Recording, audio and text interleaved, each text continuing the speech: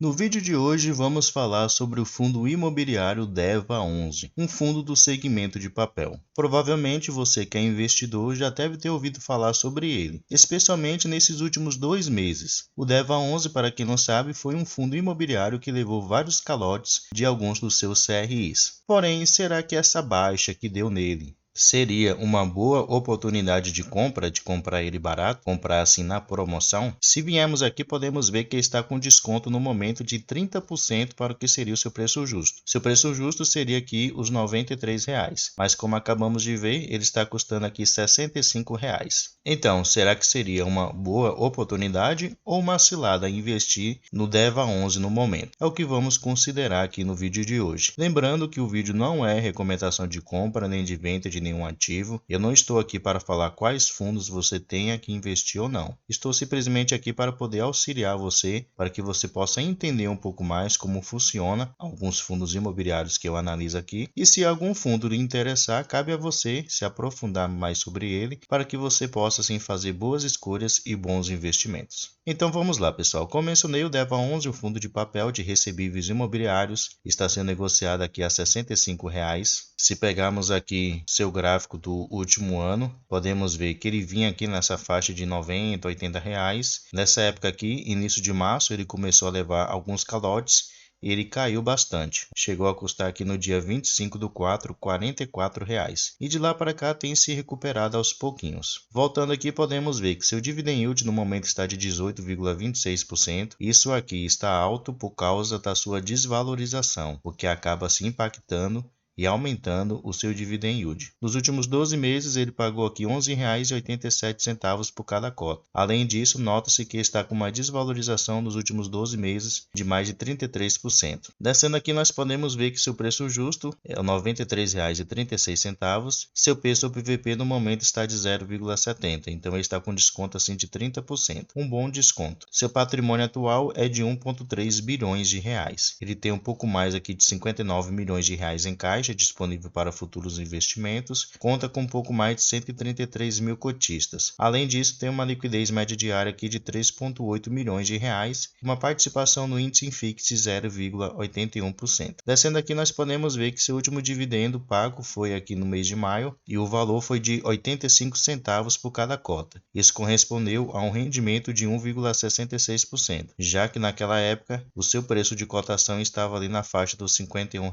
E aqui nós podemos ver o histórico de pagamento de dividendos do DEVA11 de pelo menos os últimos anos, 2021, 2022 e 2023. Nota-se que ele tem diminuído os dividendos que ele tem pago mês após mês. Vamos aqui agora no seu último relatório gerencial considerar alguns pontos. Antes, pessoal, só gostaria de comentar o seguinte: muitos talvez não sabem, mas o DEVA11 ele é um fundo considerado high yield. O que seria fundos considerados high yields? São fundos que lhe prometem uma alta rentabilidade, pagar assim muitos dividendos. Porém, ele vem acompanhado de um risco muito maior do que os outros fundos do mesmo segmento de papel. E quais seriam os riscos? Justamente os calotes. E foi exatamente isso que aconteceu com o DEVA11. Assim como outros fundos também considerados high yields, como o HCTR11, o VSRH11, entre outros. Então, quando você vai investir em fundos high yields, lembre-se disso. Você tem sim uma maior rentabilidade durante algum período, você pode ter, mas você também corre maiores riscos do que outros fundos do mesmo segmento. E depois, mais adiante aqui, eu vou mostrar como você faz para saber se um fundo ele é considerado de risco ou não. Aqui no seu relatório gerencial correspondente ao mês de abril de 2020, podemos ver algumas informações importantes. Primeiramente, a maioria dos seus CRIs estão indexados ao índice IPCA, que é IPCA mais 10,59%, a taxa média de juros. Atualmente, 87,5% de toda a sua carteira estão indexadas ao índice IPCA mais essa média. Aqui mostra também que 70,8% de todos os CRIs que atualmente ele investe estão em dias, estão adimplentes. Já o outro restante, 29,2%, estão em situação de calote. Então, atualmente, ele tem um número considerável de CRIs nessa situação de calote. Descendo mais um pouquinho aqui, nós podemos ver que ele tem uma taxa de administração de 0,20% ao ano, uma taxa de gestão de 1% ao ano e uma taxa de performance de 10% sobre o que exceder 100% do CDI. Além disso, podemos ver aqui também que o seu dia de anúncio, no caso divulgação de rendimentos, é sempre no 5º dia útil de cada mês e seu pagamento sempre acontece aqui no 10º dia útil de cada mês. Nessa tabela aqui, pessoal, nós podemos ver todos os CRIs que atualmente o DEVA11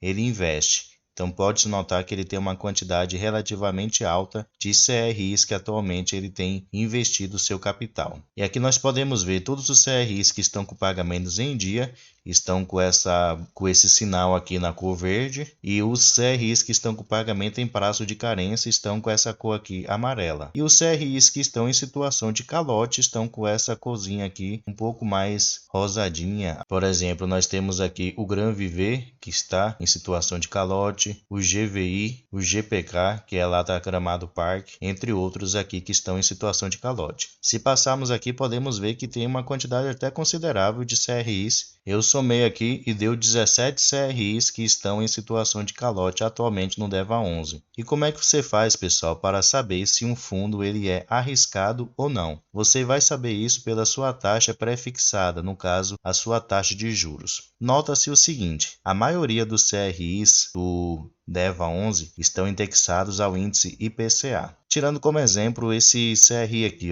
do GVI. Ele tem IPCA mais uma taxa de juros de 15,5%. Então é uma taxa de juros muito alta. Se pegarmos outro CRI aqui, que está em situação de calote, do GPK, está indexado ao IPCA mais uma taxa de 11,5%. Pegando mais um aqui, CRI que está em situação de calote, indexado ao IPCA mais uma taxa de 14%. Então ele tem uma taxa muito alta de juros. Então isso proporciona um maior rendimento para o cotista, porém, ao mesmo tempo, o devedor pode ter dificuldades para poder pagar essa alta taxa de juros e acabar dando calote no fundo. Então, sempre que um fundo ele apresenta uma taxa de juros muito alta, indexado a algum tipo de índice, fique ciente que ele tem um maior risco. Só como comparação, eu peguei aqui no relatório gerencial do fundo imobiliário HGCR11, que é um fundo de papel também, porém ele é considerado um fundo muito mais seguro. Por exemplo, se eu pegar aqui alguns CRIs que estão indexados ao IPCA, você vai ver aqui, por exemplo, esse daqui, número 8, um CRI indexado ao IPCA com uma taxa de 7,2%. Se você comparar com o DEVA11 que tinha IPCA mais 15%, então você vê que tem uma diferença realmente muito grande. Esse CRI número 15 aqui,